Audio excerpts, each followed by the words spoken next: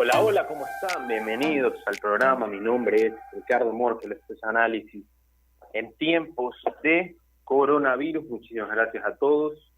Hoy es día lunes 11. Muchas gracias a toda nuestra audiencia, a todos nuestros radioescuchas por escucharnos fielmente, siempre fielmente en el dial 106.5 FM. Como ustedes sabrán, y para los que no saben, también nos pueden escuchar en www.marielatv.com. Ahí hay en la partecita de arriba de la página web encontrarán un clic para poner play y nos podrán escuchar de todos lados del mundo en cualquier dispositivo. Simplemente tienen que tener Wi-Fi y nos podrán escuchar perfectamente en el dispositivo que ustedes quieran, cuando quieran. También obviamente tenemos nuestro canal de YouTube y Spotify Podcast. Pueden buscarnos en Mariel Espacio TV y podrán escuchar todos los reprises de las entrevistas, pues en una muy buena calidad de audio y por supuesto no solamente de mi programa, sino del programa que pasa con Mariela, que se transmite en este mismo dial de 12 a 2 de la tarde. Tengo que hacer pues un anuncio. Este programa ahora va a variar un poco. ¿En qué sentido? Unos días vamos a tener una sola entrevista y otros días vamos a tener dos entrevistas. ¿Por qué razón? Me estarán preguntando. Dos editorialistas de este programa, no voy a nombrarlas, pues me dijeron que es mejor que unos días hagamos dos y otros días hagamos una para agilizar tiempo. Yo, como he vivido 19 años de mi vida sumiso entre el matriarcado de muchísimas mujeres, pues simplemente tuve que aceptar la decisión. Yo en realidad soy bastante cobarde, pues para encararme contra el matriarcado, pues que he vivido toda mi vida. Bueno, para dejarnos de chácharas, comenzamos con el primer entrevistado. Es el ingeniero Gustavo Darquea, analista político, ex asambleísta constituyente. Ingeniero Darquea, muchas gracias por darnos la entrevista. Es un placer tenerlo acá. Bienvenido a nuestra casa Radio Fuego. Muchas gracias, Ricardo. Un saludo a todos los oyentes de Radio Fuego. Me es muy grato poder comunicarme con ustedes. Es grato para nosotros, ingeniero Darquea. Bueno, como usted es nuestro único entrevistado, tenemos el tiempo que usted quiera y que nuestra audiencia quiera. Así que le pregunto de primera, para que se explaye y tocar todos los puntos que pues podamos. ¿Cuál es la situación actual desde su perspectiva del país, tanto económica y socialmente? Bueno, le digo que en toda mi vida no recuerdo, ya son algunos años recorridos, haya habido alguna situación que enfrenta el país y que enfrenta el mundo en estos momentos. Es increíble. Yo le decía a mi esposa, no creo que ni en las películas más increíbles de ciencia ficción se hubieran imaginado que esto podía pasar, ¿no? Realmente, pensar que un pequeñísimo, diminuto microorganismo esté causando tanto daño al mundo, al país, esté dañando vidas, familias, esté dañando economía. Realmente le digo que es insólito y creo que es una situación que nos toca enfrentarlo unidos todos. Aquí no hay espacio para protagonismos, no debe haber espacio para egoísmos, para aprovechamiento, ni siquiera político, ni siquiera personal de esta coyuntura. Y realmente yo me siento, créalo, muy, muy desconcertado. Me imagino, ingeniero Darquea. Me interesó que haya dicho, lo parafraseo, usted dijo aprovechamientos políticos y personales. Le pregunto, ¿a usted le consta que en esta pandemia, en el ámbito político y económico, ha habido aprovechamientos de ciertas personas, por así decirlo? Sí, lamentablemente sí. Siendo un país pequeño, es un país donde todos nos peleamos, donde nos encanta hablar mal del otro. Sí. Primero toda esa campaña que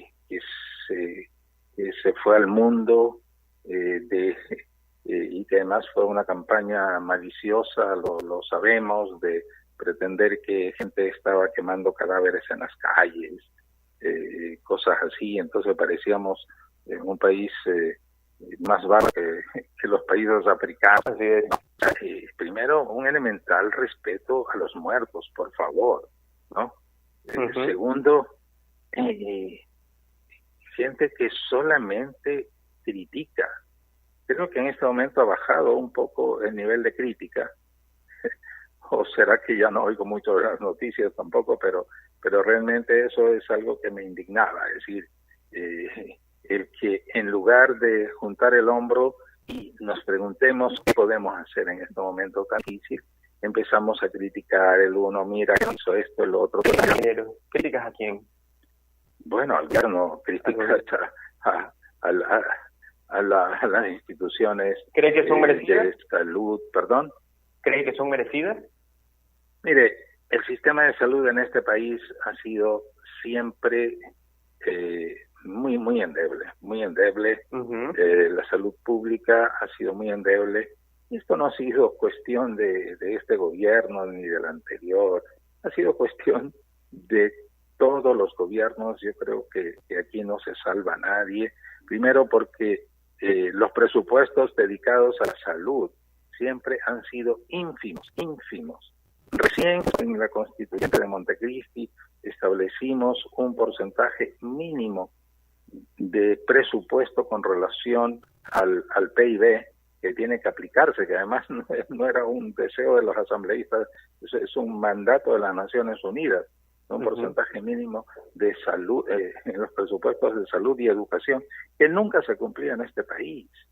Entonces, realmente, pues nuestro sistema ha sido muy endeble, y entonces, realmente, aquí lo que cabe decir, bueno, a ver, ¿cómo apoyamos esto, no? Y realmente yo he visto que con gran desprendimiento, instituciones privadas, gente, fundaciones que se han sumado para recolectar fondos y entregar respiradores artificiales, equipos de protección a hospitales, a casas de salud.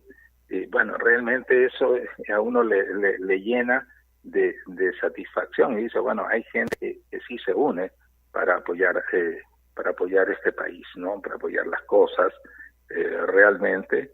Entonces, es evidente, o sea, aquí creo que no caben críticas, al menos destructivas, caben críticas constructivas, que vienen a decir, a ver, mira, esto se puede hacer mejor, esto lo podríamos hacer mejor de esta manera, este tipo de controles, ¿no? Pero realmente no ha sido eso lo que ha predominado lamentablemente en esta pandemia. Ha sido realmente mucho intento de aprovecharse de la situación y de tirar abajo lo poco que se ha podido hacer. Entonces, realmente, y le digo, por ejemplo, una de las cosas que yo he visto absorto, insólito, o sea, ya hay una propuesta del gobierno, obviamente, para, está siendo discutida en la Asamblea, para crear una acción nacional, ¿ya? A esta situación tan dura. Y he visto que lamentablemente la gran mayoría de los asambleístas se ha opuesto desde los dos lados, ¿no? Se ha opuesto a que los empleados y trabajadores aporten, y se ha opuesto para que las empresas aporten. Entonces, yo recuerdo cuando hubo el terremoto, y creo que la ciudadanía recordará eso, cuando hubo el terremoto de Manabí, que los daños fueron mucho menores, ¿no? Creo que los daños fueron valuados algo así como en $600 millones. Bueno, ahora multiplique esa cantidad por 10, ¿ya? O por 20, y sin embargo, ¿cuánto aportamos? ¿Cuánto aportamos? Nos contaron de nuestro salario a las empresas, independientemente de las utilidades. Tuvimos que pagar aportes como empresas, aportes como personas, aportes al patrimonio, acuérdense, aportes al patrimonio, ¿ya? Okay. Y nadie dijo nada, ¿no? Y todo el mundo dijo, bueno, ok, hay que ayudar a nuestros hermanos manavitas, ¿no? Pero ahora es increíble, ¿no? un daño muchísimo más grave. Ya ha habido un nivel de oposición terrible, ¿no? Entonces, a mí me duele, le digo, me duele la patria. Sí, me duele la patria porque creo que aquí hay que salir a apoyar este país, hay que salir a apoyar a la gente que menos tiene, y si algo podemos aportar en buena hora. Claro que nos tiene que costar a todos, pero entendamos que esta es una situación muy, muy particular, muy especial. Ingeniero, me quedo con lo que usted dijo al comienzo de su declaración, que fue, esto no es cuestión ni de este gobierno ni del gobierno pasado, sino es algo que ha pasado siempre. Yo le pregunto, no voy a hacer ningún tipo de afirmación, y es verdad, criticar destructivamente, llorar sobre la leche derramada realmente puede resultar hasta pesado, pero pregunto yo, en mi ignorancia, le pregunto a usted, ingeniero de Arquea, si no hubiera habido no un derroche, decirlo, sino pues sobreprecio, por así decirlo, en algunas obras del gobierno pasado, yo le pregunto, ¿usted cree que el Ecuador pudo haber afrontado de mejor manera esta situación? ¿O usted cree que igualmente no lo hubiéramos podido hacer? Porque usted me dice que esto viene desde mucho atrás, pero al menos por la formación que yo tengo entendido, es que cuando el gobierno pasado cogió el mandato en el año 2007, pues el presidente Rafael Correa, el expresidente Rafael Correa, fue el presidente con mayor cantidad de fondos en la historia del país y con una reserva impresionante. El petróleo estaba a $100. Entonces yo estoy confundido, porque yo tengo una información y usted me está diciendo, pero igualmente esto viene desde atrás y no hubiera estado bien. Entonces, ¿me puede aclarar eso? Mire, lo que usted dice es verdad. El gobierno pasado fue el gobierno con más ingresos en la historia del país. Que ha tenido los mayores ingresos, básicamente por el alto precio del petróleo, básicamente el incremento de las representantes y otros factores. Pero deje decirle cuál es mi percepción. Ya que independientemente de que si no se hubieran llevado los millones que se llevaron en contratos fabulosos, yo le digo, eso no hubiera mejorado el sistema de salud pública de este país. ¿Por qué? No lo hubiera mejorado. ¿Por qué? Simplemente porque hay un nivel de corrupción enquistado en el servicio de salud, en los servicios de salud, enquistado desde hace muchos años. Mire, yo tengo un buen amigo, que no voy a decir el nombre, que tiene una empresa de servicios médicos, ¿ya? Sí. Y hace 10 años, parece, o más, él entraba a licitar en el CERCOT famoso, ¿no? Sí. Y siempre había alguien que le decía que para que le asigne a él su oferta, pues tenía que dar una comisión de tanto. Y dice, mira, yo ya me cansé de eso y decidí no participar. Y finalmente me contaba él, ¿sabe qué hace? La gente que gana viene donde mí y me compra, ¿ya? Y luego les entrega. Es decir, hay, Ricardo, y eso lo sabe todo el mundo, ¿no? Hable con cualquier doctor que está, cualquier médico que está en los servicios públicos de salud. Hay una red de corrupción terrible, ¿ya? Terrible, enquistada en los servicios de salud. Acuérdese que hubo denuncias ¿cuándo fue? Que fue hace más de un año, denuncias de la Comisión Nacional de Corrupción, de la Comisión de Corrupción, que había alguna gente del sector allí, de las denuncias en el Seguro Social. ¿Qué hicieron? ¿No? La Contraloría abrió una indagación, no sé, que ya iban a investigar por ahí. Todo quedó parado, ¿no? Y ya, ahora parecen asustados, ¿no? Y bueno, digo, pero fíjate, ¿no? Qué fácil es allanar una vivienda, incautar computadoras, ver, ahí está toda la información. ¿Y por qué eso no lo hicieron mucho tiempo atrás? Porque faltaban leyes, faltaban procedimientos. No, las leyes y procedimientos han estado ahí. Ya, faltaba voluntad de hacer las cosas, ¿ya?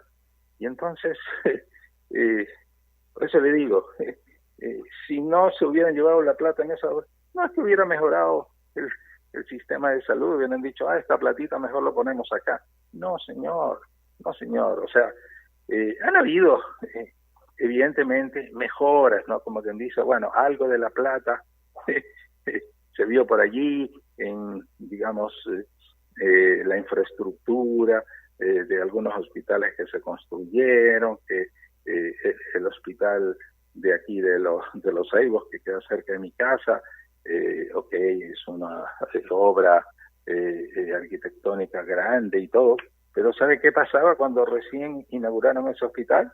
Que no había médicos especialistas, no había una serie de principiantes, ya, y un poco de médicos cubanos que ni siquiera sabían interpretar una tomografía. Y le digo porque una empleada mía falleció allí,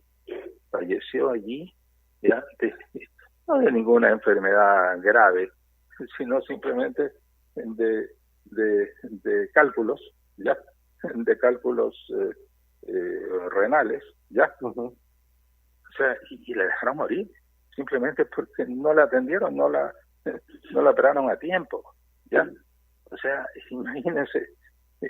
Entonces, ahora no es de extrañarse lo que pasó con esta pandemia, no es de extrañarse. Entonces, realmente le digo, no ha habido una voluntad para romper, porque son mafias que están ahí enquistadas, Ricardo, y no de ahora, de hace mucho tiempo. Mire, le voy a contar una anécdota. En la época del gobierno de Correa, yo nunca fui parte del gobierno, yo estaba en la Asamblea Constituyente, ya, de que Correa nunca fue mi jefe, ya. Entonces, un amigo que lo nombraron justamente presidente del directorio del IES, ya, en la época de Correa, y luego de, creo que 3 o 4 meses, él renunciar. Pues le digo, oye, ¿y por qué renunciaste? Dice, eso es un antro, me dice, es un antro, ya, o sea, imagínense. Entonces, realmente yo sabe lo que quisiera es que después de esta pandemia realmente se reestructure todo el sistema de salud pública, se depure y todos los pillos vayan a la cárcel. Espero que ahora sí lo ejecuten, porque claro, están con miedo, porque claro, nos están pidiendo plata para soportar toda esta infraestructura, todo este gasto. Bueno, uno quiere que por lo menos ese dinero sea bien invertido, ¿no? Ya. Sí. Pero mire, lamentablemente, Ricardo, y usted es joven, usted es de las nuevas generaciones, quizás usted pueda llevar esta antorcha y a través de medios de comunicación tan importantes como Radio Fuego, al resto de la juventud, al resto de la gente que quiere hacer política en este país o que simplemente aspira a un público. Por favor, ya, combatamos la corrupción, ya, luchemos contra la corrupción. No puede ser posible que esto siga así, no puede ser posible definitivamente. Y a ustedes los jóvenes son los que tienen que llevar esa bandera, esa de lucha, ya, esa bandera para cambiar este país, por favor, es hora que lo cambiemos. Ingeniero, usted que es un experimentado pues en el ámbito de la política, usted es ex asambleísta constituyente, le pregunto, usted manda un mensaje a las nuevas generaciones de políticos. Yo le pregunto a usted en mi inocencia, chico, y soy muy ignorante, ¿qué es lo que corrompe al llegar a ese punto? ¿Qué te corrompe? ¿Qué hace que tú en una época de pandemia donde más de 100 personas mueren al día fuera, en las calles, y tú adentro, puertas adentro, tú sigues haciendo lo que quieres y sigues perjudicando sin darte cuenta cuál es el desbeneficio que va a venir para el país. Yo realmente estoy indignado porque la gente realmente no entiende que pues esta situación es más grave de lo que parece, y la gente, como usted dice, sigue robando. ¿Qué te corrompe, ingeniero de Arqué? Explíqueme eso. Mira, realmente el poder público es así como una urna apetecida por mucha gente, ¿no? Y le digo, o sea,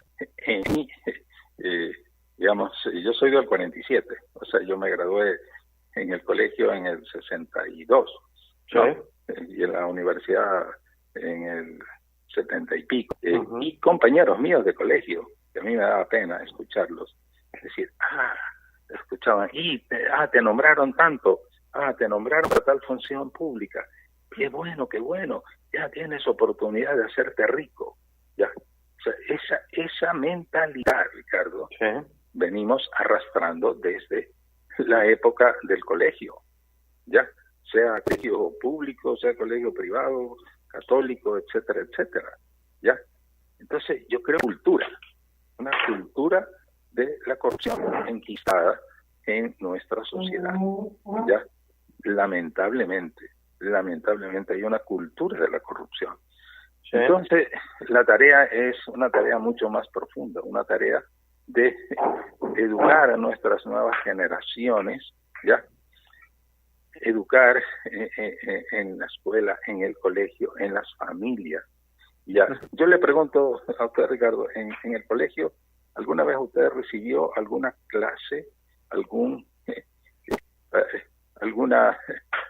por decir, alguna forma de que le dijeron a usted que había que luchar contra la corrupción? Realmente no tuve una clase de política, anticorrupción. Es decir, yo no recibí ninguna. Yo me eduqué en un colegio católico. Es decir, sí, porque lamentablemente yo soy católico. En este país la fe se entiende y la religión se entiende por un lado, y por otro lado se entiende la política, la economía, etcétera, etcétera. ¿Ya? Entonces, mi formación por ese lado fue muy diferente, pero realmente a mí siempre me indignó que la gente trate de aprovecharse de las cosas. Mire, yo fui gerente de Metel, ya, en el año 97, 98, ya, cuando Rodrigo Paz fue presidente del Consejo de Modernización. Igual, él me invitó a participar en esa función, ya. Y además que yo no soy un político experimentado, ¿eh? Yo he trabajado en contadas administraciones, sí me gustaba la política, ya. Pero yo ahí llegué a Metel, Ricardo, eso era una corrupción terrible, ya. Oiga, cuando yo fui ya, en la época de la Elsa, yo fui concejal por el Partido Socialista, concejal que el Partido Socialista había tenido en muchísimos años, ya. Y eso era un latrocinio terrible, oiga, de ponerse a llorar. Hasta el conserje tramitaba cosas y recibía ahí sus coimas y todo. No, oiga, realmente es terrible.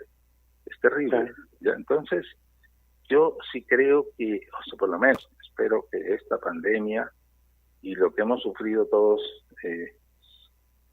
sirva para cambiar este país, para limpiar de la corrupción este país, porque si no lo hacemos, ya, ese será un virus que el coronavirus, le aseguro, ya la gente tiene que tomar conciencia de esto, ya. Mire, la corrupción en los hospitales públicos, eso lo sabía todo el mundo, dígame, ¿quién no sabe de eso? Y nunca actuaron, ya.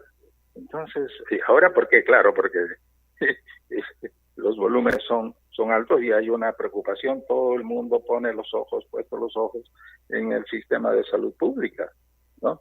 ¿Ya? Sí. Entonces, por favor, por lo menos hagan contrataciones transparentes, ¿no? Y hay que hacer eso, y hay formas de hacer eso. Entonces, yo creo que ya es hora de aprender.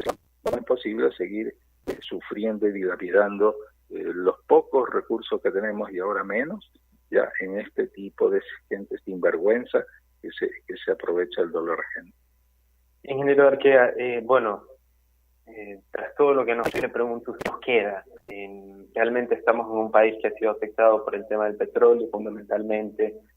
Usted nos desvela viva voz que pues estamos inundados en una corrupción que ninguna pandemia ni ningún terremoto va a detener, y pues que realmente usted manifiesta que la salud pública realmente no está, realmente, en sus palabras usted dijo que no está a la altura o no estuvo a la altura de la situación. Yo le pregunto, ¿qué nos queda? ¿Qué se debe proponer? ¿Qué se debe hacer? Porque yo creo que no todo está perdido y siempre hay una salida. Así es. Yo siempre he sido partidario de la esperanza. Yo he sido una persona con mucha fe y con mucha esperanza. Y creo que hay que ser optimistas en el futuro, pero hay que aprender del pasado, sobre todo cuando este pasado ha sido duro, ha sido terrible, ¿ya? Entonces, yo creo que hay muchas cosas por hacer, ¿ya? En primer lugar, me parece que hay un tema fundamental que es la solidaridad. Creo que esto nos debe enseñar a ser más solidarios con el otro, ya, con el que está al lado nuestro, con nuestro empleado, con nuestro trabajador, con nuestra empleada, ya. Preocuparse cómo está, por lo menos preocuparse de la salud, porque este virus va a estar acá algún tiempo más. Entonces nos tocará ir al vecino y decir cómo va tu salud, oye, y cómo está comer, algo que a veces nunca se nos ocurre hacer, porque mucha gente solamente piensa en yo, ¿ya? Entonces eso me parece que debe ser una lección fundamental, ¿no? Este virus nos debe enseñar a ser solidarios con el otro, ¿no? En segundo lugar, creo que es necesario establecer una cultura de la higiene, es fundamental, ¿no? Sí. Este virus nos tiene que ayudar a ser, de alguna manera, menos contaminantes, una cultura de la higiene, menos contaminantes en general, menos contaminantes de la naturaleza, ¿ya? Ya la naturaleza está cansada de soportarnos todo el daño que le hacemos, ¿no? Todo el daño que le hacemos. Entonces, tenemos ya que desarrollar esta cultura de la higiene, de la preservación de la naturaleza, ¿ya? Para que realmente no destruyamos, no sigamos destruyendo nuestro entorno, ¿ya? Ahora, creo que es fundamental desarrollar un gran combate contra la corrupción, y eso lo podemos hacer desde distintos frentes, ¿ya? Mire, yo me le saco el sombrero, aunque no lo tengo, ¿no? Pero es un dicho, a la fiscal general, ¿no? Qué mujer, qué fortaleza. Por fin tenemos una verdadera fiscal, ¿ya? Y Dios quiera que siga adelante, dispuesta a seguir luchando, pero necesita mucha gente que le ayude, ¿no? Para empujar y perseguir a todos los corruptos, ¿ya? Así es. Entonces, pero está bien, ahora está enfocado sobre el tema de la salud. Hay que seguir allí, pero hay que rendir cuentas. Mire, aquí hay un problema. ¿Sabe cuál es el problema, Ricardo? Que la sociedad civil es una sociedad pasiva. Aquí no hay sociedad civil, ¿ya? La gente es demasiado pasiva, demasiado conformista. Y pasa esto. No, bueno, dejemos que pase. No, impulsemos núcleos de vigilancia, ciudadanos que estén vigilantes. Ay, ¿cómo va esto? ¿Cómo va lo otro? ¿No? ¿Ya? Entonces me parece que esa lucha es fundamental, ¿no? Luchar contra la corrupción. Ok, de alguna manera se va a aprobar en la Asamblea una ley que establezca mecanismos de contribución desde estas dos vertientes, desde los empleados, desde las empresas. Bueno, ¿cómo se va a manejar esos recursos? Tiene que haber veedurías, tiene que haber ciudadanos que estén allí preocupados. Mire, lamentablemente, cómo se manejaron los recursos que se obtuvieron por el terremoto de Manabí, ¿no? O sea, esto nos llegamos a enterar después que fue terrible, ¿no? Sí, claro. Siguió ahí la corrupción, ¿no? Siguió ahí la corrupción. Eso no puede ser, no puede ser, definitivamente, ¿ya? Y por otro lado, el tema de la economía, que es el tema más delicado, que va a perseverar, quién sabe, por algún tiempo hasta que se recupere la economía, el tema de los empleos. Va a haber mucha gente desempleada, va a haber mucha gente con hambre, ¿ya? Entonces tenemos que ver cómo hacemos en nuestra sociedad para recuperar la economía, ¿no? Para recuperar los empleos. O sea, hay muchísimas cosas por hacer, pero créalo, creo que lo fundamental es ser optimistas, tener fe, ser creativos ante el futuro. ¿Y sabe quiénes son los que pueden estar a la vanguardia de esta lucha? Ustedes los jóvenes, ya son los que pueden liderar esta lucha.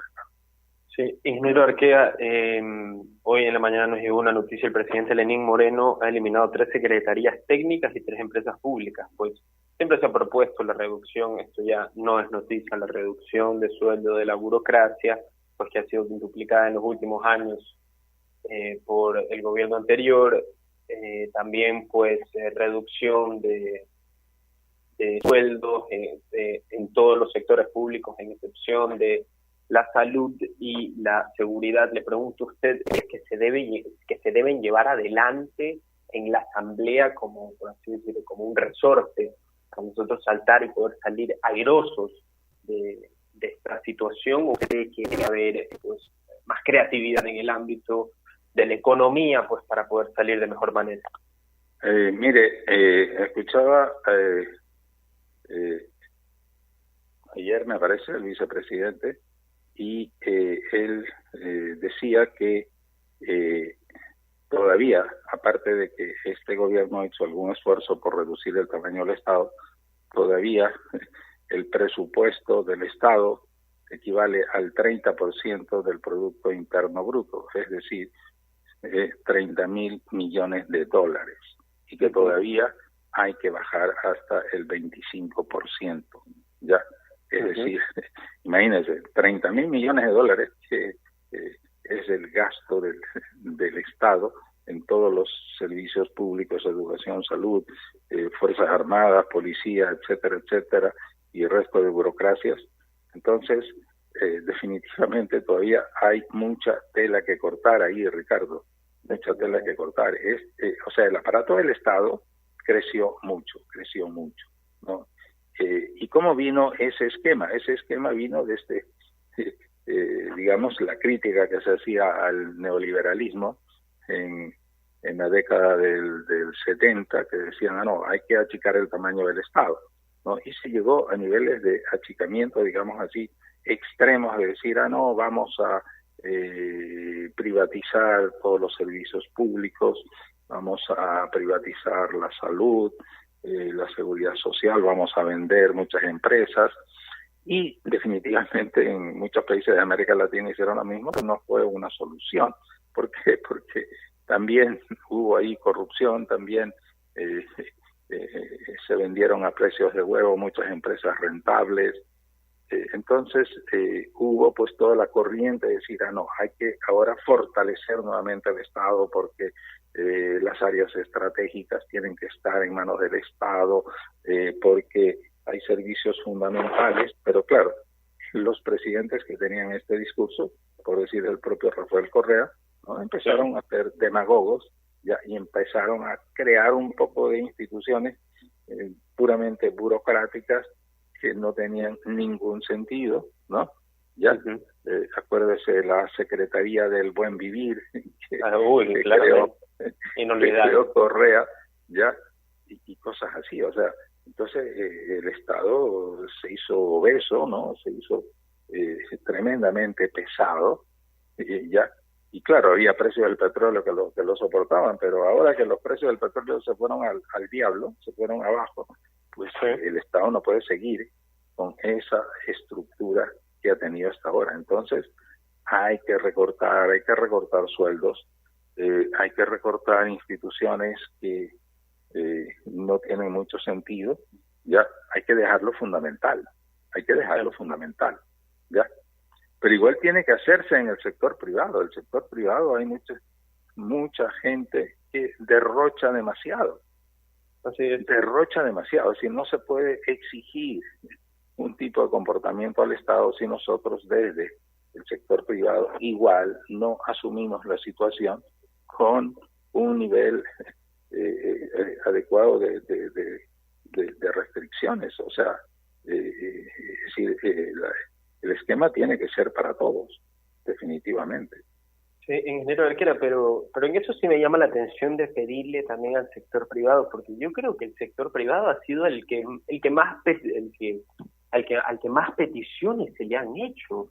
Somos el único país en el mundo que al sector privado, que al individuo que gana su dinero día a día, que pues no se lo puede hacer con muchísima facilidad, se le pide dinero para reactivar la economía del país, el único país en el mundo. También el sector privado tiene ahora muchísimos problemas porque no se ha dado una reforma laboral. Y ahorita muchísimos empresarios de pequeñas, medianas o grandes empresas están siendo realmente perjudicados. Y eso, aunque realmente parezca simplemente el éxito de un individuo, el éxito de nuestras empresas, sean nacionales o multinacionales, también significa el éxito de la economía.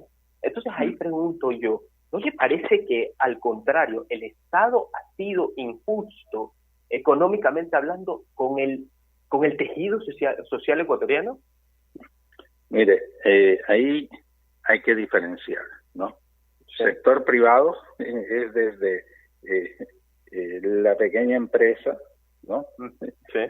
Hasta la gran empresa, ¿no? O sea, recorre allí más de 100.000 unidades empresariales en el país, ¿no? Ya. En segundo lugar, ¿qué es el Estado? ¿No? ¿Ya?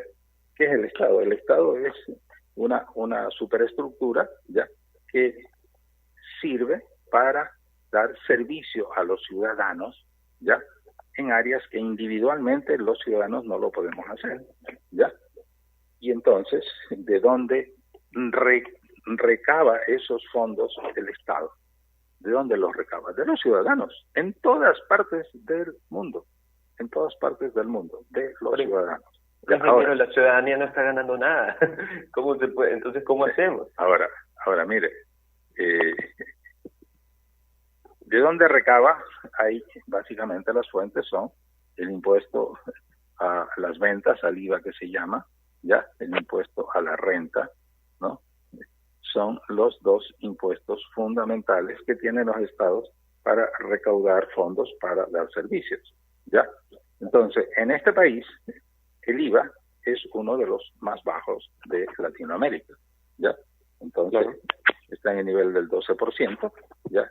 Colombia creo que tiene el 16%, Perú tiene el 14%, y otros países así. Entonces, por ese lado, ya el impuesto al IVA no es uno de los impuestos más altos de este país. El impuesto a la renta tampoco no es uno de los impuestos más altos, digamos, de América Latina o del mundo, ¿ya?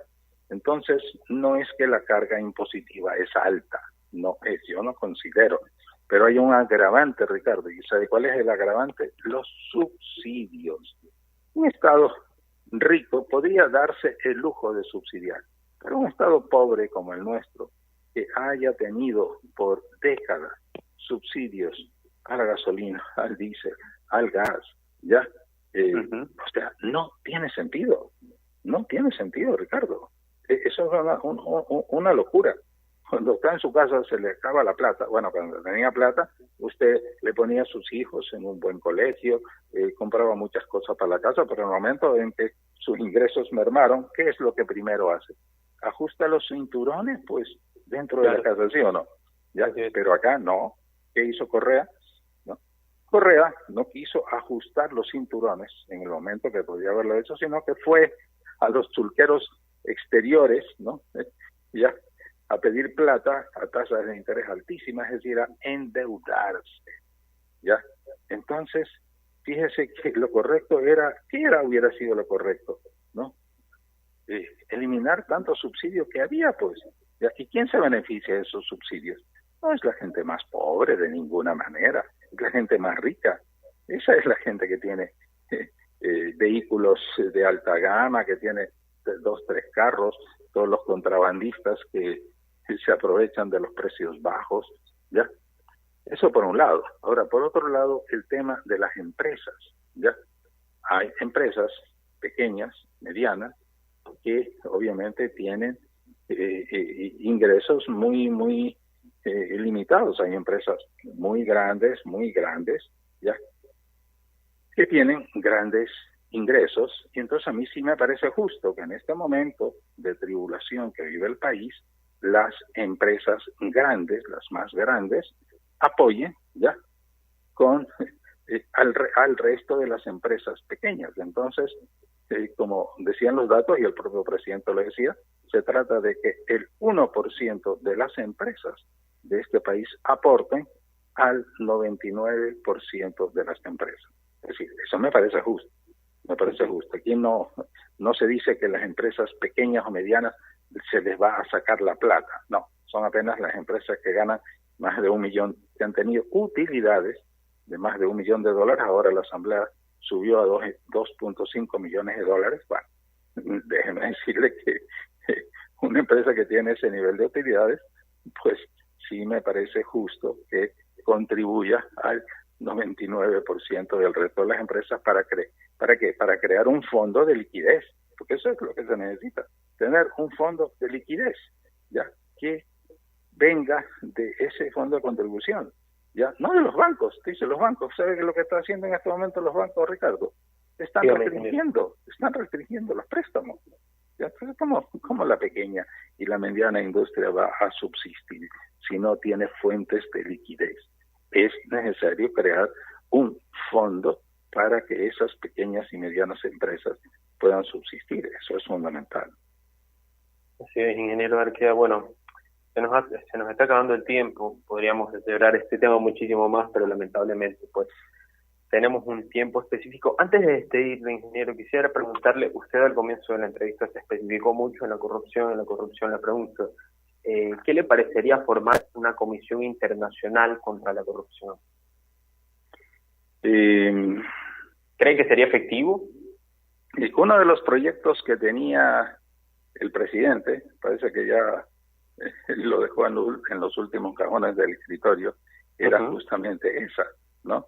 Sí. Conformar una comisión internacional, creo que a través de las Naciones Unidas o de algún otro organismo, ya, para que supervise, para que vigile los procesos de contratación pública y qué sé yo, es decir, algo similar como hizo, me parece, Guatemala o un país centroamericano, pero eso quedó en nada, ¿no? Mire, sería bueno cualquier organismo supranacional que pueda actuar en el país con ese nivel de fuerza, digamos así, ¿no? Pero sabe que yo más confío en la gente idónea. Yo más confío. ¿Por qué? Porque finalmente, ¿dónde van a caer esos casos? En la justicia, pues, ¿no? Ya, esa comisión no va a poder tener sus propios jueces, sus propios juzgados especiales, ¿no? Finalmente, si alguien es acusado, tiene que ir a la justicia, tiene que ser procesado. ¿Y quiénes son los que tienen que llevar adelante eso? La fiscalía y los jueces. Entonces, ahí es que necesitamos probidad. Y eso es el talón de Aquiles de este país, ¿ya? Entonces, yo más creo en la propia ciudadanía.